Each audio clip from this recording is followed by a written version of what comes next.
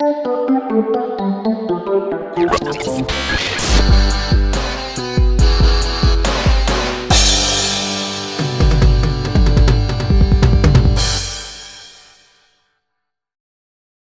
Pantsers, as Kate has said, I'm back from China, and as Kate has also said, I had no internet.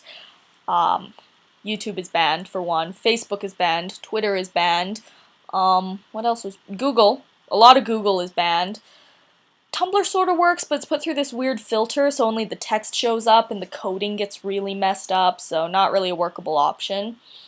This was really surprising because I am from China and a lot of my family live in China, and I like to try and keep up to date with the state of the world, but I guess as North America has moved forward, I just assumed everyone else had as well, which is a really poor assumption to be making. But yeah, it genuinely slipped my mind for a while that China is still a communist, well, they call themselves socialists, but they're communists still, and there's a need in that model to impose a lot of censorship on their people, but it still surprised me that this is still a problem. Access to information is still a problem. So if you want to hear more about my trip, I'll be making videos on my personal channel, so I don't clog up this channel, because I've got a lot to say, and I want to keep replying to you guys, so my videos will get really long if I try to do that here. Speaking of replies, let's get right into that, because again, long videos. Zoe, I completely understand what you're saying with how video doesn't do an art gallery justice. I've been really lucky with the amount of art galleries I've been able to visit. I've been to the Louvre, I've been to a ton of different museums all over Canada, and it's really not the same in a picture, even if it's a picture of the entire hall and you get to see comparatively how big these pieces are to the people standing in front of them. You really have to stand in front of them and feel that physical imposition of space that these huge paintings have. So Kate, I'm really sad to hear that you don't really have a chance to do that. I'll definitely try to make some videos about the nearby cool places that I have, but one of these days we'll figure it out and we'll get you to a really good art museum. Phoebe, I love your potato tattoo. I have this big thing about the breaking down of, like, class barriers and the undermining of perceived sophistication or pretentiousness. So dumb tattoos are a fantastic way to do that because they've got these amazing stories behind them.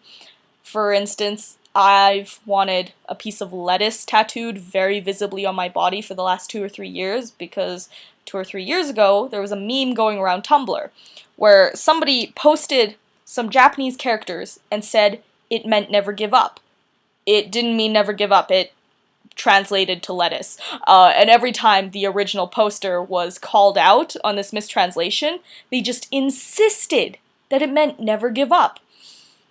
And this series of events speaks to me on a spiritual level for many, many reasons. One, it's a really stupid and sort of hilarious human interaction that occurred over the internet and could not have occurred otherwise, and things like that just bring me joy. Second, the joke works on a lot of levels because the original poster did not give up on their insistence that these Japanese characters meant never give up. So, just the integrity of that dumb joke, it works on so many levels. And three, it ties in a lot to this phenomena of people getting Chinese tattoos that mean nothing, and the recent phenomena of Asian countries producing t-shirts and other fashion items that have nonsense English words on them, which almost feels like a direct reaction, but it could very easily just be unrelated. Either way, I think it'd be really funny because I'll have a piece of I'll have a piece of lettuce tattooed maybe on my arm or something, and every time someone asks me about it, I can say it means never give up, and give no other explanation, and it amuses me to no end. So dumb tattoos, I feel you on that.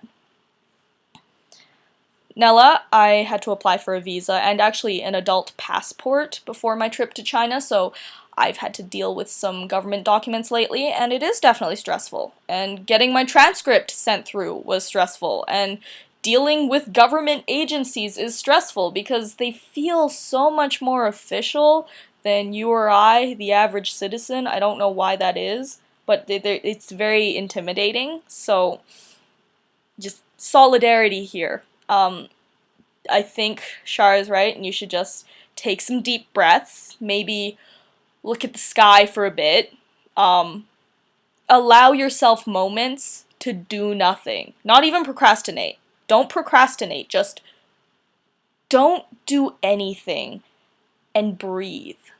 And I think that'll be good for you, because when I procrastinate anyways, I always have in the back of my mind an awareness that I should be doing something else.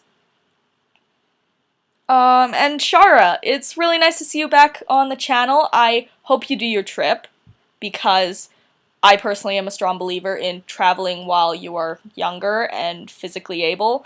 Like, my stepdad on the really long flight to and back from China was getting some issues with his knees, and I mean, it was fine, but it was uncomfortable. So if you can travel without that, it might be good to do that, and you've got your whole life to pay off student loans. Money doesn't go anywhere. Sinking cities like Venice do. So, also, art assignment. As I've talked about, I really like art, and I really like the breaking down of barriers, so the art assignment has been really good for me. I love that the greater Nerdfighter community and the people who are a part of this community that aren't necessarily involved in art are now able to experience and have certain forms of creative expression explained or introduced to them. Like the first assignment, which was Meet Halfway, that is performance art, and that's definitely a very modern, very conceptual form of art that a lot of people wouldn't look at and go, oh, that's art. So I'm really happy, is all I can say. I'm really happy that more people can have access to this information. There, that's how I'm gonna tie up this video. The moral of the story is I want people to be able to do more things if they want to. And Nella, you should definitely come to Canada if you want to. I got your postcard. I'll send you one back as soon as I am able. I'm procrastinating from homework right now though, so I should finish this video and take my own advice and stare at my ceiling and breathe a bit, because I too am a little bit stressed. It happens. DFTBA everybody, and I hope everything is swell, or continues to be swell, or becomes more swell.